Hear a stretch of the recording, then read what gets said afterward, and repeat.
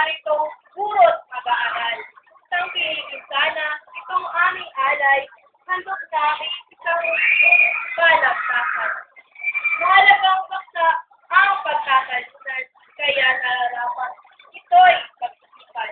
Dalawang makatang tunay na mahusay, ngayon maglalaban at makakasiraw. Bagong literato ay nagpanukala, huwag natin sabihin pagkat mahalaga. Itong pag-aaral dapat dagdagan pa ng 2 taon hanggang sekundary.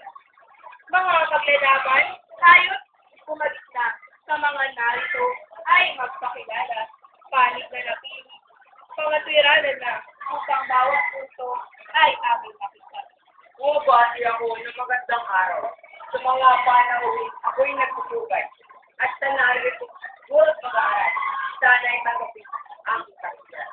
Itong edukasyon, aming tutunan. Sa pagkakaroon ng magandang buhay.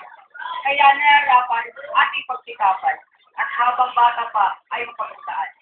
Sa sino na lang ba ang 2 taon na kung idaragdag ay magkakaroon ng mas maliwanag at tiyak na layo sa kinabukasang ating Pilipinas.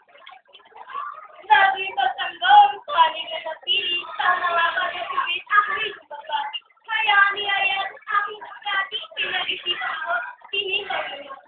Panahon ay ito, di dapat sayangin. Kaya mahalagang pag-isipan natin ang bawat desisyon na natin gawin. Lalo pang at ito'y para sa ang 2 taon lupang halaga. Tiyak na kailangan natin magagawa. Ang panahon sa lamot sa langit pa, hindi na babalik ang pag-isipan. Ating nakilala ang kabilang panig kung saan kanilang katwiran ay ating narinig. Ngayon, pagandaan, susunod na pintig, patutunayan pa ang napiling Panahon at oras ay di masasayang. Kung sa mabuti, ito ay lalaan. Sa 2 taon, daming kaalaman. Iyak matatamo itong mag-aral. Dami na nagtapos, ngunit hanggang ngayon, wala pang trabaho, hindi tumutulong. Sa mga magulang, hindi makatulong, sapagkat kulang pa ang natapos. Kaya paano pala at ganda ni Pinoy, talagang marapat, malaki ang tulong. Upang mag-aaral, ay lalong tumuto sa larangan ng nangyayari. Ang panahon ngayon, mahirap na. Kaya kung marami ang nakakasita, ang mga nagsusing dadagdagan pa, kailangan kayo ang amat sa kanila. Ikaw, kasalo mo, sana ay mag-isip. Kaya rin kami niya ang lahat. Inalos na lang ang pambilig ng dami. Tatahanin nila ng pagkakita. At kung mga anak ay nag-aaral pa, ang mga nagsusing sa amin na lang na. Mga gamit ang pag-isip sa kahit pati ang kahit paano nakapapasa. Lalo umiinit itong balagtasan, 2 makata, kapwa mahusay. Ang bawat salita at bawat katwiran, mahuhulo natin pinag-isipan. Ang ikatlong hindi, ngayon ating sikip. Ang taas ng dita, huwag baliwalain. Ang lakas ng sikip na tumatagistin, nagpapatunay na sila'y magagaling. Kasi sabi naman sa aming katunggali, di mo ba yung kaya dumarami, pamilyang mahirap ay dalang nakasip. Hindi nakatapos, kaya nagsikip. Nagpapatid mo ba kaya nagkagayon? Ay dahil mahina, hindi nakatutugon. Mahaba ang kasitong edukasyon, kaya naghihirap na lalo ang Pinoy. Kung ang edukasyon mataas ang antas, mga mag-aaral, isip ay patala. Ang pagsasalita, hindi tumataas.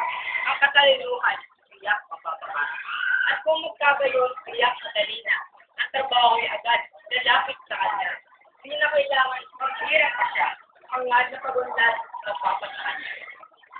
Ang haba ng taon na hindi garantiya na ang edukasyong antas na dahil lang epektibong lumang magandang programa pagkalitang sapat ang mas mahalaga. Ngayon ang panahon na dapat ang sistema ng edukasyon natin.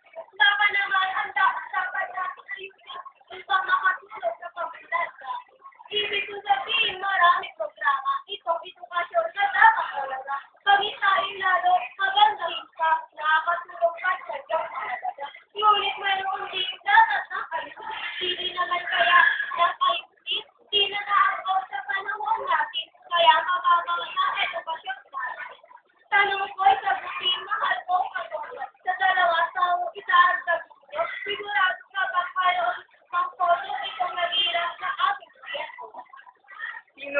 sinasabing pagkataasin ang magbabang antas ng edukasyon natin. Hindi ba yan ang binigyang pansin ng Pangulong Aquino Pinoy ng tawagin?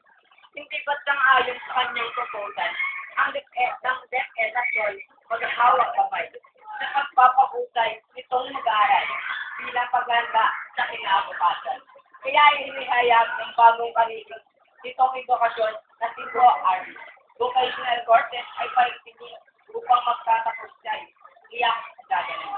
At kung magkagayon, kinakailangan na mahirapan pa mga nag-a-apply anumang trabaho na isip na pasukan ang high school diploma sa ng pamilya. Nakikinig ka ba ng mga balita? Hindi ba kailangan ng problema? Mga tulong classroom, hindi ba kulat pa? At mga textbook ay lumaming bala?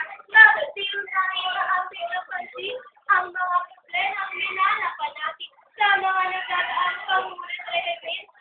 Tiyak po sa lahat na dihirap natin ang 2 taon sadyang ang mahirap sa mga kagulang gurot mag-aaral. Kaya naman ito hindi nararapat na pag-usapan sa dilig ko. Nais ng Pangulo ay gobyernong tapat, kaya winawali ang opisyal na korap. Dahil ang ibig niya magamit na lahat ang pondo ng bayan sa wasto at dapat. Kapag ang korupsyon nais talaga ang kaba ng bayan, tiyak magkakasya sa mga gastusin at mga programa ng ating gobyerno sa bansay kasagalan. Nais ng Pangulo ay gobyernong tapat, kaya winawali. Hindi naman. Nakikinig ka ba ng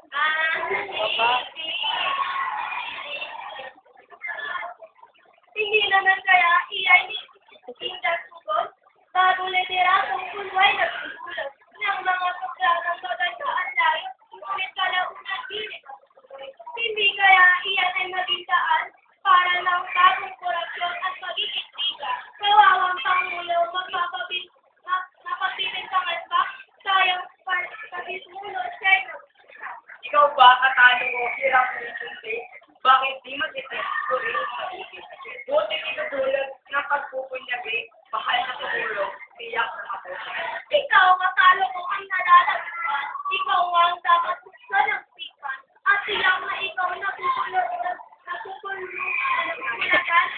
Kaya naman dapat ay mag-inay-inay. Dapat lang nagtagal ng 2 taon. Itong ating basic education. Tiyak ang pagunlad, tiyak ang pagsulong. Ngunit para sa akin ay di nararapat sapagkat ito nga ay lalo pati. Sinupunin ko na itong balagtasan pagkat ang dalawang mainit ng unay. Nangangamba ako kumantong sa away, dalawang makatang kapwa kusay. Itong edukasyon sadyang mahalaga, kaya naman tayo dapat na maghanda. Kung ika'y natapos, buhay ay gaganda, unlad na buhay ay matatapos. Kaya naman dapat mataas ang antas. Ito edukasyon ating pinagap.